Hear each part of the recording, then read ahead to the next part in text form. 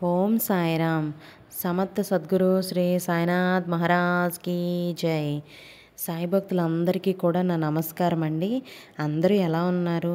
ఆ సాయినాథుని కృపా కటాక్షాలు మన అందరిపైన ఉండాలని మనస్ఫూర్తిగా కోరుకుంటున్నాను. సాయి భక్తులందరూ కూడాను మన ఛానల్ని ఫస్ట్ టైం చూస్తున్న వాళ్ళైతే వెంటనే సబ్స్క్రైబ్ చేసి పక్కన ఉన్న బెల్ ఐకాన్ని క్లిక్ చేయండి. ఒక్క లైక్ అయితే చేసి మరికొందరి సాయి భక్తులకి ఈ వీడియో చేరేలాగా చూడాలి. ఓం సాయిరామ్ అని కామెంట్ చేయండి. ఈరోజు వీడియోలో బాబాగారు ఏది చెప్పబోతున్నారు అని అంటే, తల్లి నన్ను గుండెల్లో పెట్టుకొని చూస్తే ప్రతి సాయి భక్తురాలు కూడాను ఈ తులసి మాలని తాకి చూడమ్మా, నువ్వు కోల్పోయింది తిరిగి నీకు మరలా ఖచ్చితంగా అందిస్తాను అని చెప్పి బాబాగారు ఈరోజు ఒక మంచి సందేశాన్ని అయితే తీసుకొచ్చారండి. ఎప్పుడూ కూడా బాబాగారిని మనస్ఫూర్తిగా నమ్మిన తర్వాత మనం ఏదైనా సరే ఒక పనిని మొదలు పెడతాం. బాబాగారి ముందు కూర్చొని మన మనసులో ఉన్న మాటలను చెప్పుకుంటాం. ఆ విధంగానే ఈరోజు కూడా బాబాగారు మనందరికీ కూడాను ఒక పరీక్షని పెడుతున్నారు. మరి ఈరోజు బాబాగారు ఏం చెప్పాలనుకుంటున్నారో ముందు అది విని తెలుసుకుందాం. తల్లి, నీ జీవితంలో ఉన్న సమస్యలు నాకు తెలియవా? ఎప్పుడు ఏ కష్టం వచ్చినా సరే నా ముందు కూర్చొని ఏడుస్తూ కూర్చుంటావు. కానీ అసలు ఈ కష్టం ఎలా వచ్చింది, ఎందుకు నేను ఇంత కష్టాన్ని అనుభవిస్తున్నాను అని ఒక్కసారైనా ఆలోచించావా తల్లి? బాబా నీ వద్దకు వచ్చాను అని ఎప్పుడు నీ పాదాలపైన ఉండి సాష్టాంగ నమస్కారం చేసుకుంటూ ఉంటాను. ఏది మంచో ఏది చెడో, నాకేది అవసరమో నాకేది ఇవ్వాలో సర్వజ్ఞుడవైన నీకే బాగా తెలుసని నాకు తెలుసు బాబా. నాకు తెలిసింది ఒక్కటే, జీవితంలో కష్టాలు భరించలేను, దుఃఖాన్ని తట్టుకునే శక్తి నాకు లేదు. నా జీవితం సుఖంగా గడిచిపోవాలి అని కోరుకుంటున్నాను. నా కుటుంబ సభ్యులు సుఖంగా ఉండాలి, నా సహచరులు, నా మిత్రులు, ఈ సమాజం సామరస్యంతో సుఖజీవనం సాగించాలి. ఇలా అనుకోవటమే నాకు తెలుసు. ఇక నుంచి నా సర్వ బాధ్యతలు నీవే తండ్రి. నీ పాదాలకు నొక్కడం నేనెన్నడూ మరువను. తెలిసి తెలియక ఇప్పటి వరకు నేను చేసిన అపరాధములన్నింటినీ కూడా క్షమించి నన్ను అనుగ్రహించు తండ్రి. నా ప్రార్థనను మన్నించి బాబా అని నన్ను బిడ్డ వేడుకుంటుంది. తన మనసులో ఉన్న ఆవేదనను నాతో చెప్పుకుంటుంది. అయినా నేను ఎందుకు వినడం లేదు అని నువ్వు ఆలోచిస్తున్నావు కదా. ఒక్క విషయం గుర్తుంచుకో తల్లి, ఏ కష్టం వచ్చినా నన్ను తలుచుకో, అంతా నేనే చూసుకుంటాను. బాధ ఏదైతే అది తీర్చే బాధ్యత నేనే అని నీకు చెప్పాను ముందే. వాటిని సరిదిద్దుకోవటానికి ఎక్కడ నువ్వు తప్పులు చేస్తున్నావో వాటికి తగిన పరిష్కారం వెతుకు. భగవంతుడు మనకు కష్టాలను ఇస్తూ మనల్ని నిర్లక్ష్యం చేస్తున్నాడని మనం అనుకోవచ్చు, కానీ నిజానికి భగవంతుడు మనల్ని ఆ విధంగా రక్షిస్తున్నాడని ఎందుకు అనుకోకూడదు. శిక్షణ కూడా రక్షణ కొరకే అని ఎప్పుడు అంటూ ఉంటాం కదా తల్లి. నువ్వు బాధ్యతగా నిర్వహిస్తూ ఉండు. నా వద్దకు వచ్చే వారి కోరికలు తీరుస్తానని వాగ్దానం చేస్తాను కదా. ఎందుకంటే కోరికలు తీరిపోతే మనిషి సంతృప్తుడై ఆధ్యాత్మికంగా దృష్టి సారించి పైమెట్టు ఎక్కడానికి ప్రయత్నిస్తాడు. ఏది మంచి ఏది చెడు తెలుసుకునే విచక్షణ జ్ఞానాన్ని పొందుతాడు. అప్పుడే జ్ఞానం అనేది కూడా కలుగుతుంది. తల్లి, కల్మషం తెలియని నీకు ఎన్నడూ హాని జరగదు. ఎప్పటి నీ పరిస్థితి బాధించదు. కానీ ఈరోజే నీ కష్టాలు తొలగిపోయి ఆశ్చర్యానికి గురి చేస్తాయేమో. మార్పు అన్నది క్షణాలలో జరుగుతుంది. ఇది మాత్రం గుర్తుపెట్టుకో. అందుకే నీకు ఎంత గొప్ప వార్తని అందిస్తున్నాను. ఈరోజు నా మీద నమ్మకంతో నన్ను గుండెల్లో పెట్టుకున్నావు. అక్కడ ఉన్న తులసిమాలను తాకి వెంటనే నా బిడ్డ నేను చెప్పినట్టుగా తాకింది. అందుకే నీ జీవితం బాగు చేయాలని ఇన్ని అవకాశాలు నీకు అందిస్తూ ఉన్నాను. నీ జీవితంలో నువ్వు కోల్పోయింది తిరిగి అందించడానికి నీకు ఈ శుభవార్తని అందిస్తున్నాను తల్లి. ముందు నీ ఆలోచన శక్తిని పెంచుకో. నువ్వు ఏ విధంగా ఆలోచిస్తే ఆ విధంగా తయారవుతావు. నీ భావం ఎలా ఉంటే నువ్వు పొందే అనుభవం కూడా అలాగే ఉంటుంది. నీ భావాలు దుర్మార్గంగా ఉంటే ఎదుటి వాళ్ళందరూ దుర్మార్గులుగానే నీకు కనిపిస్తారు. నీ భావాలు మంచివైతే ఎదుటి వాళ్ళందరూ కూడాను మంచి వాళ్ళలాగే నీకు కనిపిస్తారు. కాబట్టి నువ్వు చూసే చూపును బట్టి నీకు ప్రపంచం అన్నది కనిపిస్తుంది. శ్రద్ధ సహనంతో ఉండి చూడు, జీవితం నీకు చాలా పాఠాలను నేర్పిస్తుంది. ఓర్పు ఓటమన్నది ఎరగదు. సహనంతో సాధ్యం కానిదంటూ ఏదీ లేదు. ఈ రెండూ ఉన్నవాళ్ళు జీవితంలో ఎప్పటికీ ఓడిపోరు. ఇదే నిజమైన జీవిత సత్యం కూడాను. ఈ సాయి ప్రతి భక్తుడికి చెప్పే మాట ఇది. ఇవ్వు. అందరి ముందు నవ్వుతూ ఒంటరిగా ఏడుస్తున్నావు అని నాకు తెలుసు. అంతా అనుకూలంగానే మారుతుంది అని నీకు ధైర్యాన్ని ఇవ్వడానికే ఈ సాయి వచ్చాడు. నువ్వు ధైర్యం కోల్పోవద్దు. ఏమీ చింతపడకు. నువ్వు బాగవుతావు. దయాళువునైనా ఈ ఫకీరు నీకు సంరక్షిస్తాడు. స్థిరంగా ఇంట్లో కూర్చొని అంటే నిర్భయంగా నిశ్చింతంగా ఉంటే నీ మీద భగవంతుడు ఖచ్చితంగా నీ చుట్టూ విశ్వాసంతోనే తిరుగుతూ ఉంటాడు. దైవలీలను అర్థం చేసుకోవటం వల్ల భగవంతుడు పెట్టే పరీక్షలు, వాటిలో నువ్వు నెగ్గడం అన్నది చాలా ముఖ్యం. నా సస్వరూపం వైపు మనసును మళ్లించడమే నా సేవ.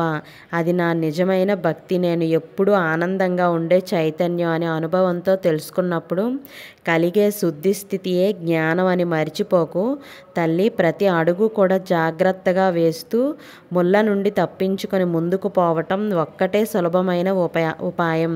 అప్పుడే ఏ భయము లేకుండా మన శాశ్వత నివాసానికి చేరుకుంటాము అని నా గురువు నాకు ఎప్పుడూ బోధించాడు. అది నేను నా భక్తులకు అందిస్తున్నాను. నన్ను కేవలం స్మరించు. అంతఃకరణంలోన నా యందు విశ్వాసం ఉంచు. ఏ కోరికలు కోరుకోకుండా నిష్కామంగా నన్ను ఆరాధించు. మీరెప్పుడు కూడా నా భక్తులే కృతజ్ఞతలై శుభాలను పొందుతారు. ఎప్పుడు ఏ జన్మలో చేసుకున్న పుణ్యమో కానీ ఈ జన్మలో నువ్వు నేను ఒక్కటిగా ఉన్నాము. ఎవరు నిరంతరం నన్నే ధ్యానిస్తూ నా నామాన్ని జపిస్తూ ఉంటారు. ఎక్కడున్నా నా గురించే మాట్లాడుతూ ఉంటారు. వారు నాకెంతో ఆత్మీయులు తల్లి. నువ్వు కావాలి అనుకున్నప్పుడు ఏది నీ దగ్గరికి రాదు. నీకు రావాలని రాసి పెట్టింది ఏది ఆగదు. రాలేదని కృంగిపోవద్దు. వచ్చిందని పొంగిపోవద్దు. రాకపోకలు నీ కర్మ భాగమే కానీ ఏది శాశ్వతం కాదు. ఈరోజు నువ్వు అనుభవిస్తున్న కర్మ అది చెడుదైనా మంచిదైనా కేవలం భగవంతుడు ఇచ్చిన పరీక్షలో ఒక భాగమని గుర్తుంచుకో. ఈరోజు నీ కళ్ళల్లో కన్నీళ్ళు ఉన్నాయి కానీ భవిష్యత్తులో నీ కళ్ళల్లో ఆనందం ఉంటుంది చూడు. ఆ విలువైన రోజు కోసం ఓపికగా ఎదురు చూడు. ఇదే నేను చెప్పబోయేది. శరీరానికి బాధ అయితే ధునిలోని విభూతి ధరించు. మనసుకి బాధ అయితే నిరంతరం నన్ను ధ్యానించు. ప్రతిదీ ఒక పరీక్ష అని గ్రహించు. ఓపికతో నిలబడగలిగితే ఆ ఈశ్వరుడు అనుగ్రహంతో సంతోషంగా ఉంటావు. కోపం ఆవేశం ఉన్నవారికి మోసం చేయటం రాదు. మోసం చేసే వాళ్ళకి కోపం ఆవేశం ఉండదు. ప్రస్తుతం సమాజం అంతా నటనతోనే ముడిపడి ఉంది. అలాంటి వారికే రోజులు కూడా బాగా కలిసి వస్తున్నాయి తల్లి. మిమ్మల్ని పట్టి పీడిస్తున్న దుష్టశక్తులన్నీ కూడా మీ దగ్గర నుండి తరిమివేస్తున్నాను. ఇకపై ఎటువంటి ఆందోళన చెందవద్దు. ఆర్థికంగా కానీ ఆరోగ్యంగా కానీ సుఖపడే సమయం ఆసన్నం అవుతుంది. ఈ సాయి మాటలు గుర్తుపెట్టుకో. ఈ రోజు నుండి నీ భవిష్యత్తు బంగారుమయం అవుతుంది. ఓర్పు కలిగిన ఎదురుచూపులకు నా బహుమానం అయితే ఉన్నతమైనదే కానీ నీకు కనిపిస్తూ ఉంటుంది. జీవితంలో నువ్వు కోల్పోయింది ఏదైతే ఉందో అది నీకు తిరిగి దక్కించే పూచి నాది. ఈరోజు నువ్వు మనస్ఫూర్తిగా నిండు మనసుతో ఏది మనసులో పెట్టుకోకుండా కూర్చొని ఈ సందేశం వింటున్నావో అది శాశ్వతంగా ఆ కష్టం నుండి నీకు దూరం చేసి నువ్వు అనుకున్నది సాధించే రోజు నీకు ఆసన్నం చేస్తాను. జీవితంలో ఏవి నీ వెనుక రావు. నువ్వు సంతోషంతో గడిపిన క్షణాలు తప్ప మనం సంపాదించింది ఏది మనకు కాదు. ఒక్క మంచితనం, పుణ్యం, ఎదుటివారి హృదయంలో ప్రేమ తప్ప. ఇవి మాత్రం నువ్వు గుర్తుపెట్టుకోవాలి. మీరు ఏదైనా విషయం గురించి సాయిని ప్రార్థించేటప్పుడు ఓర్పు మరియు విశ్వాసం కలిగి ఉండాలి. గుర్తుంచుకోండి, సాయి మిమ్మల్ని తీవ్ర స్థాయిలో పరీక్షిస్తాడు కానీ సాయి నిన్ను ఎప్పుడూ విడిచిపెట్టడు తల్లి. తల్లిదండ్రుల మనసులను బాధించకు. ఈ ప్రపంచంలో నిస్వార్థంగా నీకోసం ఆలోచించేది ఎవరైనా ఉన్నారు అంటే కేవలం నీ తల్లిదండ్రులు మాత్రమే. వారి ఆశీస్సులు నీ జీవితంలో ఎదుగుదలకు దోహదపడతాయి. సర్వ సమర్థుడైన సాయిబాబా గారిని ఆశ్రయించాలి. నీ బాధను ఆ మహాత్ముడితో చెప్పుకొని నిన్ను రక్షించమని హృదయపూర్వకంగా ప్రార్థన చేయి. అనన్య భక్తితో అతడిని ఆరాధిస్తూ సహనంతో ఉండాలి. అందుకే సాయి నడియాడిన రోజుల్లో ఈ విధంగా భక్తులకు బోధించేవారు. కష్టం వచ్చినప్పుడు ఊరికే కూర్చోవద్దు, భగవంతుణ్ణి ప్రార్థించు, పారాయణం చేయి అని చెప్పేవారు. బాబాగారు మనం బాబాగారి భక్తులుగా చేయవలసింది శ్రీ సాయి ఆరాధన వలన ఎటువంటి కీడైనా సరే తొలగిపోతుంది. దూకుడు తగ్గించి పెద్దలు చెప్పినట్లు నడుచుకోవటం శ్రేయస్కరం. ఆకలితో ఉన్నవారు ఎవరైనా ఎదురుపడితే వారికి భోజనం పెట్టండి, అంతా మేలు జరుగుతుంది. ఎంతకాలం గడిచినా ఎంత అసాధ్యమని అనిపించినా మీరు విశ్వాసంతో ఉంటే మీకు సమయం వస్తుంది. నేను మీకు చేసిన వాగ్దానాన్ని నెరవేర్చబోతున్నాను. మీ కష్టాలు త్వరలో తీరుతాయి. మీరు నేను చేసే అద్భుతం కొరకు చాలా కాలంగా ఎదురు చూస్తున్నారు. ఇప్పుడు అది మీ ముందుకు రాబోతుంది అని బాబాగారు అంటున్నారండి. సాయినాథుడి కళ్ళల్లో నిండిపోతే ఇక అక్కడ మరొకరికి చోటు అనేదే ఉండదు.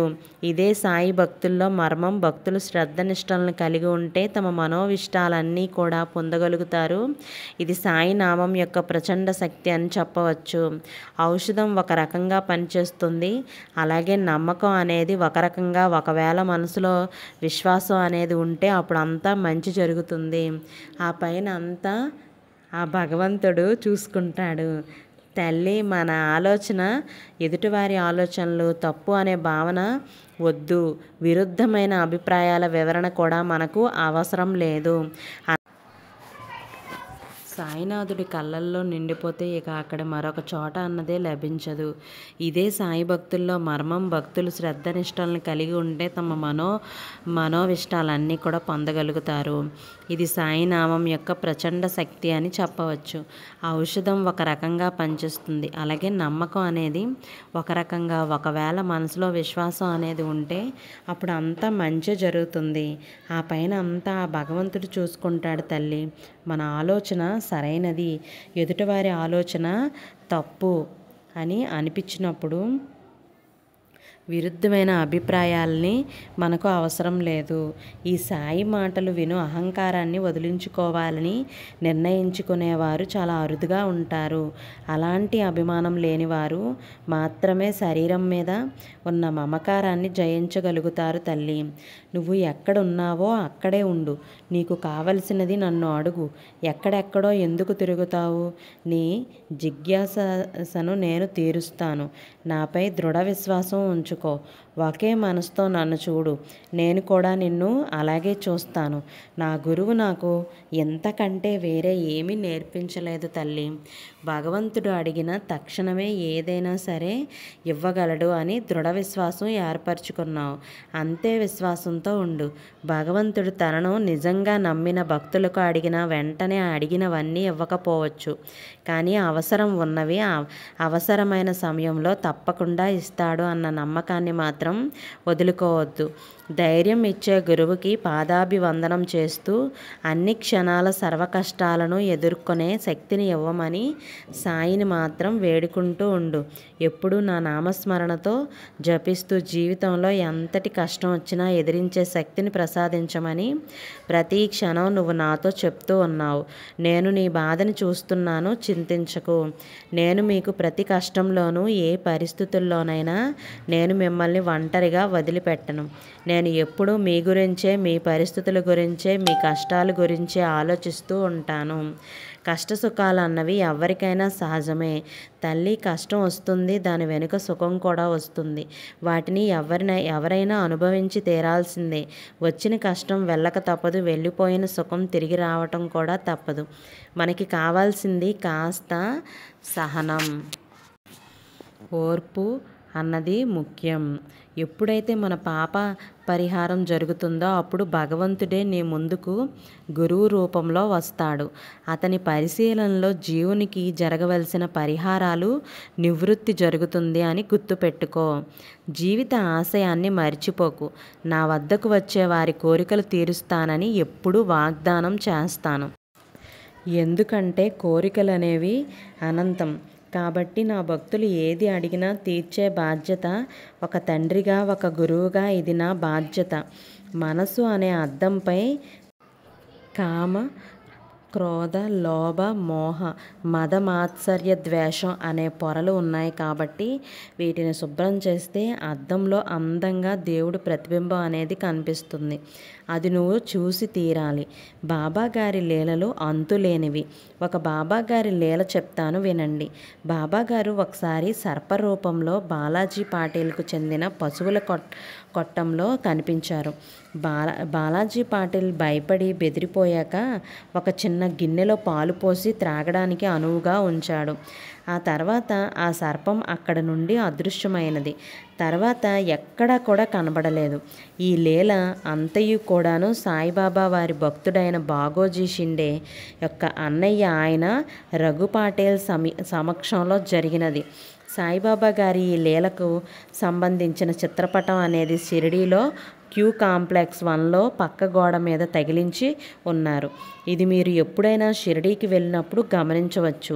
ఇలాంటి లీలలు బాబా గారు ఇలానే చాలానే చేశారు. కానీ మనం ఎప్పుడు సాయి సచ్చరిత్ర బుక్ని చదవగలుగుతామో పూర్తిగా ఆ లీలలన్నీ కూడా అక్కడ రాశారు. అప్పుడు బాబా గారు ఎంతో గొప్పగా ఆ షిరిడీని ప్రజలకు కనిపించేవారు. బాబా గారి పాదస్పర్శ తగిలితే చాలు అందరూ కూడా అనారోగ్యులైనా కానీ ఆరోగ్యవంతులుగా తయారవుతారు. బాబాగారి పాదస్పర్శ అంతటి మహామాన్వితమైనది కాబట్టే షిరిడీకి మనం వెళితే ఖచ్చితంగా బాబాగారి సమాధిని తాకి వస్తాం. ఎందుకంటే బాబాగారిని తాకినట్టుగా మనకు అనిపిస్తుంది. కాబట్టి బాబాగారి భుజం మీద చెయ్యి వేసినట్టు బాబాగారి పాదాల మీద పట్టుకుంటే బాబా పాదం పట్టుకున్నట్టు మనకు అనిపిస్తుంది. కాబట్టి మనం ఒక్కసారి షిరిడీ ద్వారకామాయిలో అడుగు పెడితే ఎలాంటి సమస్యలు ఉన్నా సరే పూర్తిగా తొలగించడానికి బాబాగారు దారి చూపిస్తారు.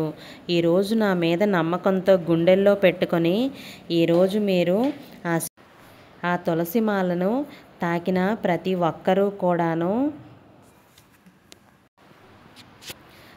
ప్రతి ఒక్కరికి కూడా జీవితంలో కోల్పోయింది తిరిగి పొందాలి అని అంటే బాబాగారు చెప్పినట్టుగా ఆ తులసిమాలను తాకుదాం. జీవిత ఆశయాన్ని మనం నెరవేర్చుకోవాలి కదా. రేపు వస్తున్న గురువారం నాడు బాబాగారు చెప్పినట్టుగా ఈ వీడియో ద్వారా అందించిన సందేశాన్ని అర్థం చేసుకుని దానిని మన జీవితంలో కూడా అమలుపరుచుకుందాం. ఎక్కడ ఎలాంటి క్లిష్ట పరిస్థితుల్లోనైనా ఎదుర్కోవటానికి ప్రయత్నం చేయాలి. మరి ఈరోజు బాబాగారు అందించిన ఎంత గొప్ప సందేశం మీకు నచ్చినట్లయితే శ్రద్ధ సబూరి అని కామెంట్ చేయండి. అందరూ కూడాను ఒక్క లైక్ చేయటం వల్ల ఈ వీడియో ఎంతోమంది సాయి భక్తులకి చేరుతుంది. ఓం సాయిరామ్ అని కామెంట్ చేయండి. రేపటి సాయి వాక్తో మళ్ళీ కలుద్దాం. సర్వే జన సుఖినో భవంతు. Thank you for watching.